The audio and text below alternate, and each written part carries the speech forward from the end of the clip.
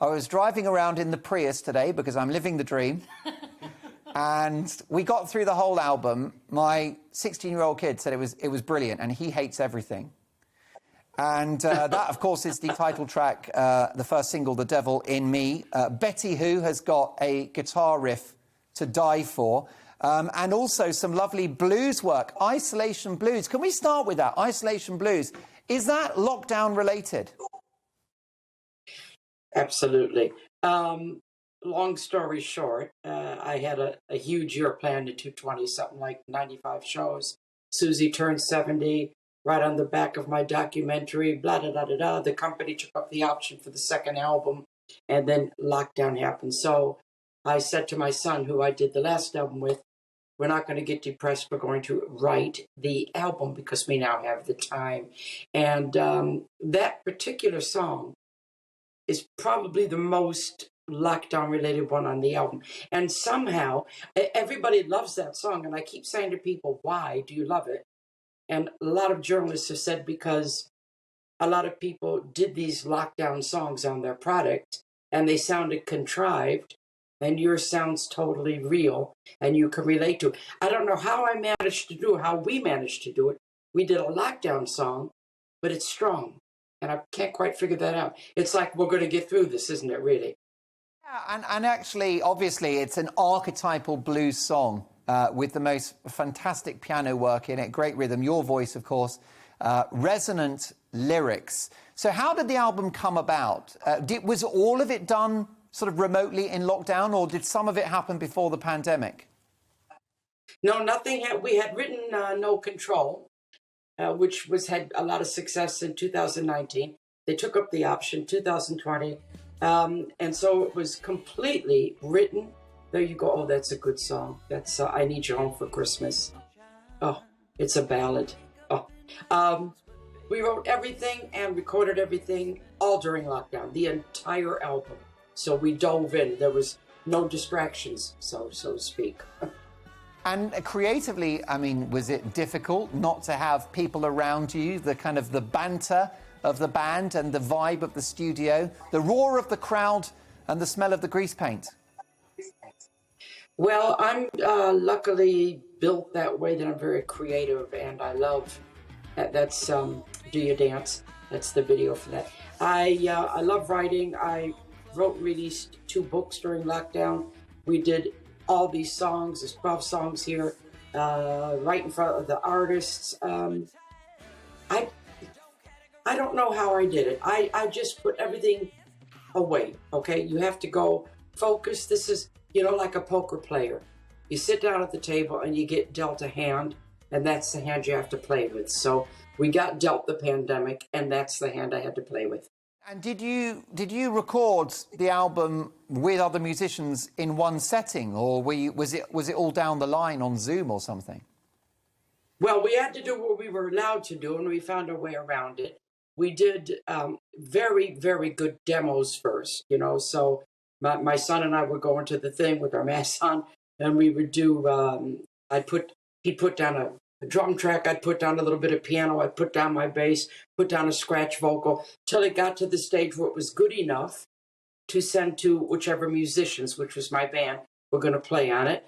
Then, when we were allowed, we sent everybody the demos, they learned their parts, and then when we were allowed, we went to rack, of course, all distance, so, I was in one corner, the drummer was in another one, and then the keys came down the next day, and we started to record the album. So everybody had a chance to learn the track properly, and then it takes on that special magic in the studio. Even the videos were done in my garage, one musician at a time going in and doing his bit. So you find your way around it.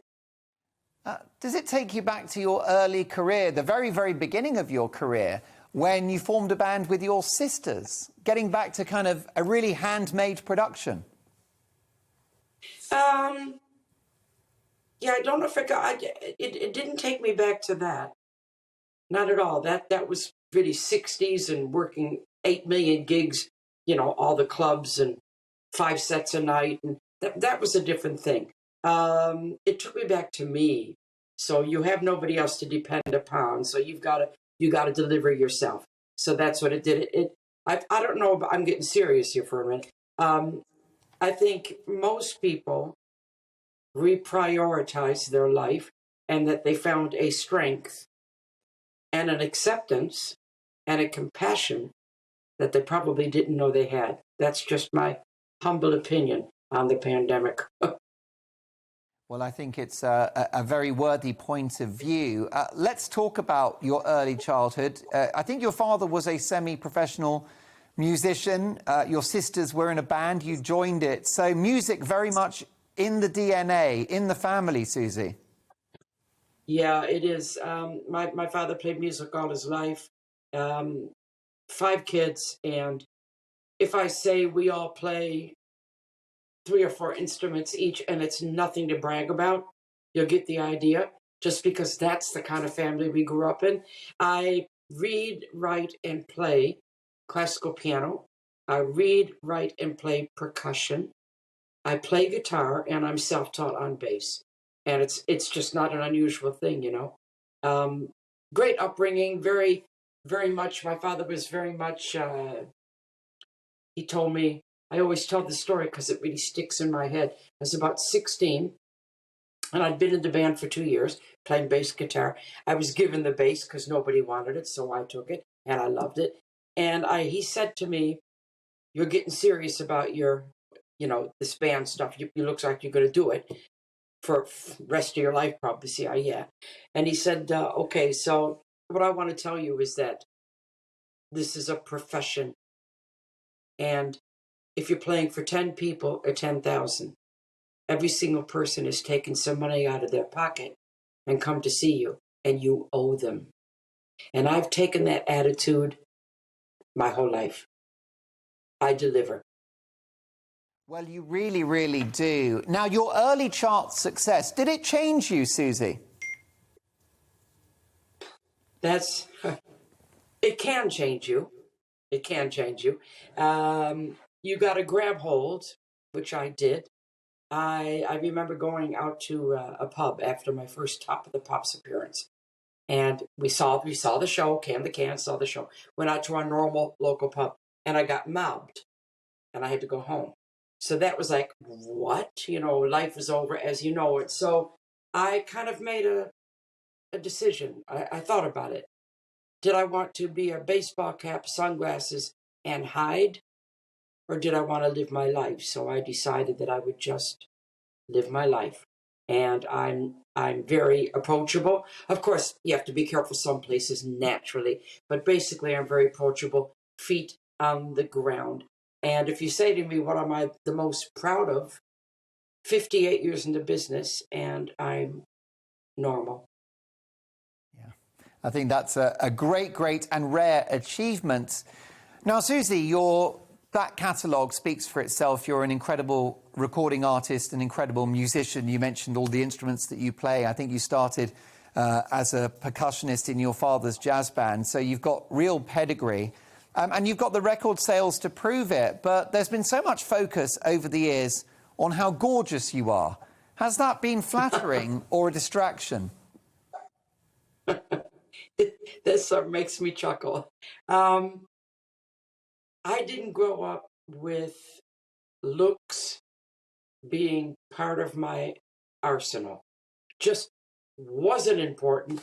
I didn't really even know I looked cute. Nobody told me I did, so I never really paid much attention to it. And I always say thank goodness, because then as I got successful and I became a pinup, and if I had been ego inclined about my looks, I would be a mess. And it's only now, I just put it on Facebook the other day, on one of my Instagram sites, a picture came up of me in my 30s. And I said, okay, I'm 71. I'm now going to make a comment. Not bad, but I didn't know it then. It's only looking back now. So, it's a good way to be. I depended on my personality and my talent. I did not think my looks were going to be the thing that made me successful, and yet everybody talks about it, and it makes me embarrassed, to tell you the truth. Well, that's because you are obviously incredibly humble, which is remarkable given your decades at the top of the tree in the world of music. And lots of emails coming in, Suzi. Let me get to them now. Martin on email. Are you ever going to play a gig in Maidstone in Kent? Very specific question from Martin there. Martin's obviously a big fan, and he doesn't travel far. We have played in Maidstone many, many times through the years. I don't do a lot of gigs in England. I don't know why that is, but I will say, anybody who's listening, the Royal Albert Hall, April 20th next year, that's going to be a big gig, and we're doing this. I'm so looking forward to that. We will do some more gigs in England. I know I just played Peterborough Showground in June, so that was a nice big one. I just was allowed to do 3 in Denmark. But the Royal Albert Hall, I've been practicing this. I'm going to go. The Queen of Rock and Roll is playing the Royal Albert Hall, and she's going to turn this into this. There is. Oh, we love it. I tell you what, if it's not sold out, I'm buying tickets already. It probably is sold out, but if not, jump online and check it out. I've got another question. This is from Adrian on Twitter. What did you prefer being, Suzi? A rock god or an actress in Happy Days and Minder? Well, that's a good question. If I have a, I guess there's something at the top of the heap, and I guess it's, I love performing, I mean, I'm really at home on the stage, and I take what I do seriously, and if there's one person not going for it, I'll find him and make him go for it. So that's my first love. But saying that, close second, I love acting. I love acting. I love creating. I love writing. I've written 5 books now. I'm still writing songs for other artists. Funny you mentioned those 2 shows.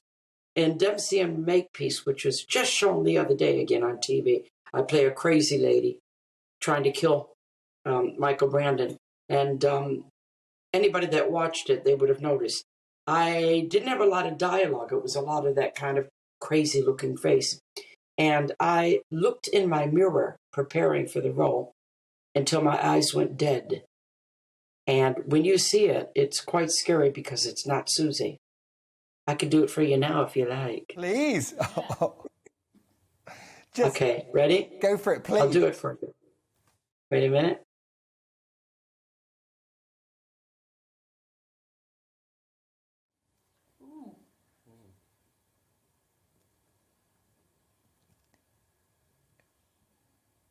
Not nice, is it? Now that is mesmerizing.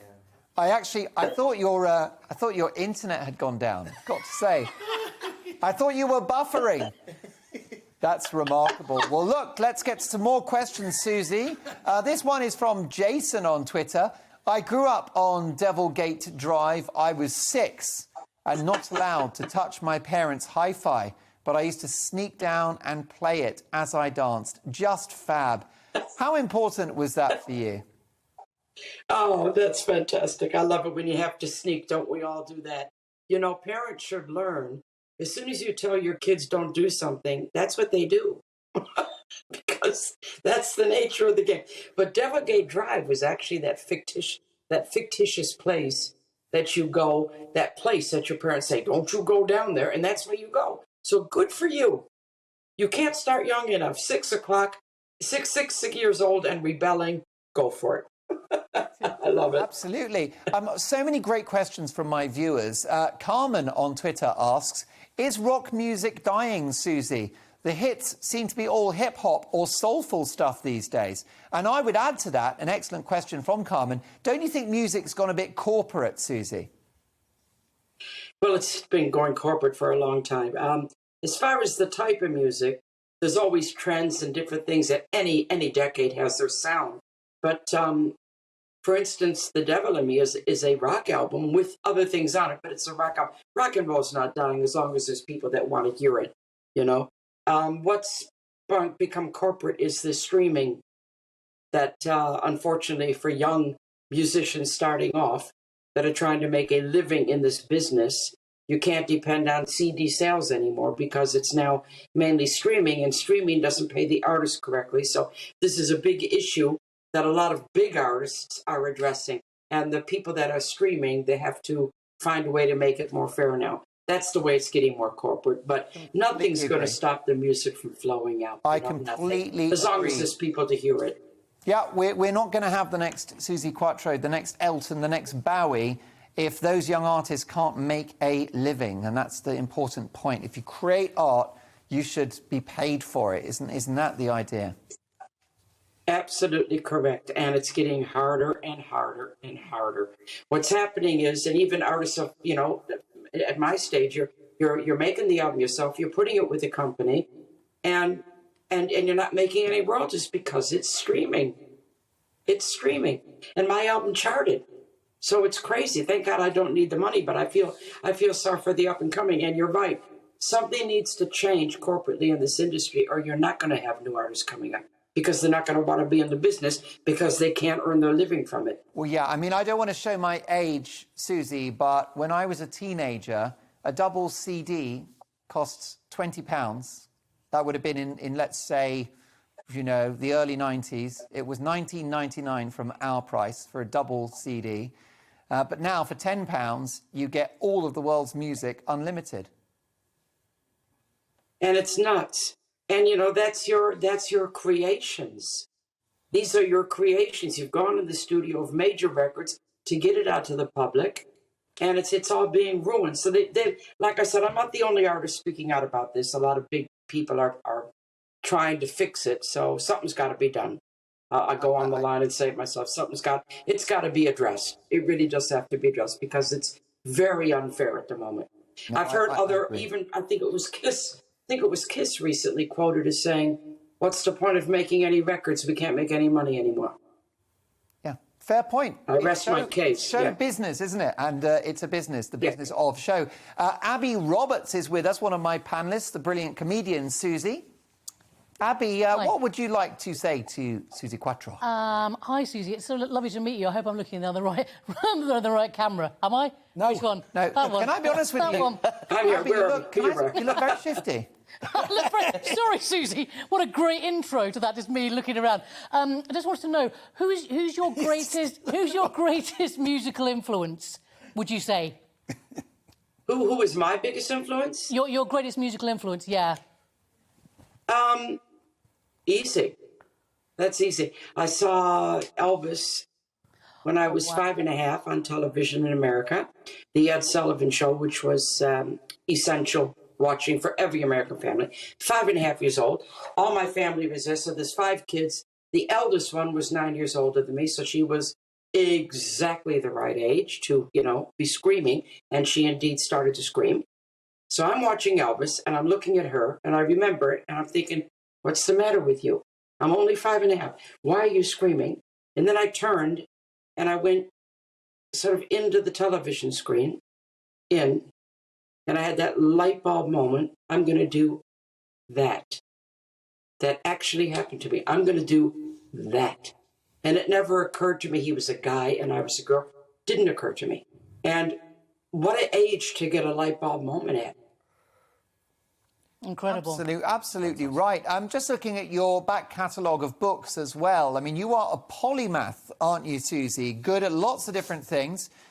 There was Unzipped in 2007, Through My Eyes in 2014, The Hurricane, Through My Words, and your latest book, Through My Thoughts. Tell me about Through My Thoughts, which is out now. Well, it's the third in my series of illustrated coffee table books. The first was my poetry book, Through My Eyes. The second was my lyric book, which I wrote and released during lockdown, Through My Words. And this one was the third one, Through My Thoughts. I started Instagram. As soon as I was locked down, I thought, well, I can't go out and get to the people on the stage because we're locked down. So I started being very social media conscious, and I started almost like a self-help Instagram thing where I would give a message per day, Suzi's thought for the day. And some of it was really deep. You lifted the veil. You know, you're on your own and you're being open, and I'm trying to help people, and I wanted to people maybe uplift them, make them happy and not be depressed. And I thought that would make a really, really good book. So I got it all, and I did March 20th to March 20th, 2021. got all the Instagrams, assembled them into a book, found pictures to go with them as well, and did some extra text. I mean, for example, one night, one day, one morning, I get up and I do it first thing in the morning. And I went, I found a picture to express my feeling for the day. And then I wrote a little thing, blah, blah, blah, blah, blah. And then I put on there, depression, don't you come knocking at my door, you're not getting in. A strange thing to write. And at midnight, that day, at midnight, I hit the wall. And I mean, I hit the wall, you know, like we all did. I know everybody knows what I'm talking about. I hit the wall and I was crying nonstop. So the next day I actually put that, you know, shame on me, depression, you're not getting in. They didn't, that depression didn't even knock on the door. It just came straight in. But I must have felt it psychologically. I must have felt it around the edges. Greg, there's no more time for follow-up from me, is there? Doing my happy, yeah. And then it went bang. And that was my message the next day. It doesn't matter if you hit the wall. Everybody's got to hit. So hit the wall and cry. You know, let it out. You got to. Everybody was down and frustrated. And, you know, it's just the way we all were. What an inspiring message. Well, let me tell our viewers that Through My Thoughts is out now, and it's been a privilege to have you on the show. More questions than I can get through, Suzi. And here's to many, many more years of books, of acting, and most importantly, rock and roll. Now, your fantastic album is out now. As I said, it's on my playlist. It's called The Devil in Me, and I highly recommend it. 5 stars. Suzi, I hope we can chat again soon. I do too, and thank you very much. I enjoyed it. The amazing, fabulous Suzi Quatro. Welcome to the GB News YouTube channel. You can watch us live 24 hours a day, catch up on your favourite shows, and join in the conversation in the comments below. Don't forget to subscribe and you'll never miss any of our exclusive content.